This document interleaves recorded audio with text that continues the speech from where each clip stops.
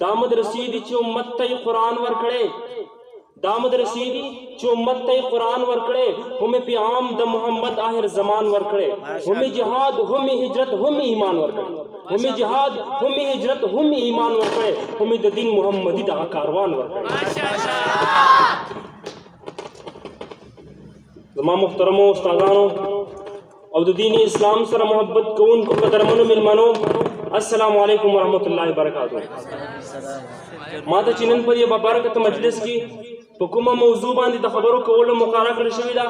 هغه دا په معاشره کې د مدرسې کردار زما محترمو کله چې دنیا د بربریت په تیارو کې ارقابه وه د ظلم او ستم تکي توري تیاري پرې خورې وي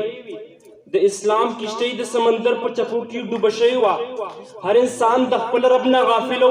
د خپل ورور وینو ته تږی ناست و د انانیت اوازې وي ظلم زور او جهالت و نفرت و دښمنۍ وي نو په داسې وخت کې الله جل شانه خپل محبوب د حضرت آمنې د ستر ګلال محمد رسول الله صلی الله علیه وسلم دنیا ته راولېږلو چې له برکته یې دښمني په دوستۍ بدله شوه نفرت په محبت بدل شو حیوانیت په انسانیت بدل شو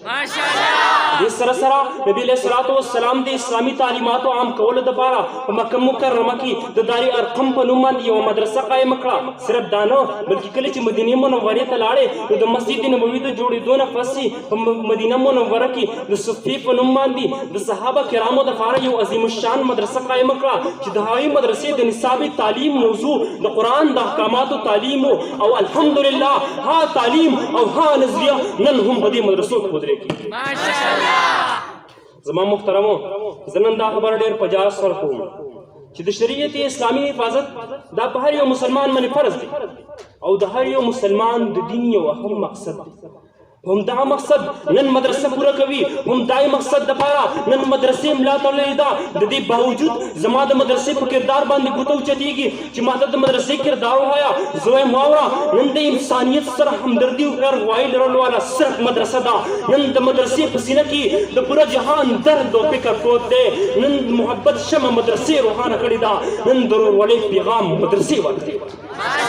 مانه تپوس کېږي چې د پاکستان په معاشره کې د مدرسې څه کردار دی نو جواب ورکوم مدرسې ستا خوږ وطن پاکستان ته د قرآن تعلیم ورکړو مدرسې ملک او ملت ته د محبت درس ورکړو مدرسې کور په کور د حیا تعلیم ورکړو مدرسې زما او ستا خویندو میندو ته د حیا څادر ورپسې ورکړو مدرسې ستا بچي ته د قرآن تعلیم ورکړو مدرسې د اسلام فروشۍ او بې ضمیرۍ په ځای باندې د غیرت درس ورکړو مدرسې د العلماء ورثة الانبیا د سوري لاندې د خپل نبي وارثان تیار کړل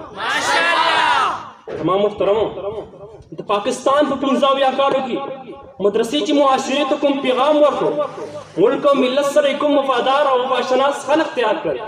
بله اداره د دې مثال نشي پیش کولی د دې مدرسې علما که یو طرف ته د باطل قوتونو مقابله کړي د حق دفاع یې کړي د قادیانانو خلافي تحریکونه چلولي د مفتی محمود رحمه الله او علامه شبیر احمد عثماني رحمه الله او مولانا غلام اوس هزاروي رحمت الله علیه په شان محبین وطن پیدا کړي نو بل طرف ته که معاشرې ته د یو مجاهد ضرورت راغلی دی نو سید احمد شهید رحمت الله علیه په شان مجاهدین ورکړي دي که معاشرې ته د یو مفسر ضرورت راغلی دی نو د مفتی شفیع رحمت الله علیه په شان مفسرین ورکړي دي که معاشرې ته د یو محدث ضرورت راغلی دی نو د مفتی نو د مولانا زکریا رحمه الله او الله مولانا عبدالحق رحمت الله علیه په شان محدثین ورکړي دي که معاشرې ته د یو مجدد او د مصنف ضرورت راغلی دی نو د حکیم الامت حضرت مولانا اشرف علي تانوي رحمت الله علیه په شان مجددین او مصنفین ورکړي دي که معاشرې ته د یو مفتی او د فقیر ضرورت راغلی دی نو په اوس دور کې د مفتی اعظم پاکستان تقی عثماني صاحب په شان فقهای ورکړي دي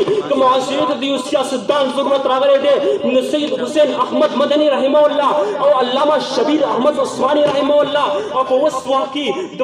قائد جمعیت حضرت مولانا فضل الرحمان صاحب په شان سیاستدان ورکړي زما محترمو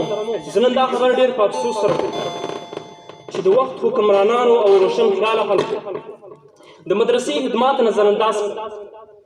مدرسې د تنقید نشانوي شي د مدرسې علماو شیوخ شهیدان کړی شول مدرسو ته د جهالت او د دهشتګردۍ اډې وویلی شي خو د هر څه باوجود زه نن معاشرې ته دا پیغام ورکوم چې موږ مدرسو والا امن پسند یو موږ مدرسو والا معاشرې ته د امن او د خوشحالۍ پیغام ورکوو موږ مدرسو والا د قرآن او د سنت تعلیم عام کوو څنګه چې بل ورځ په مرۍ کې د انسانیت په نوم باندې داغ ولګېدو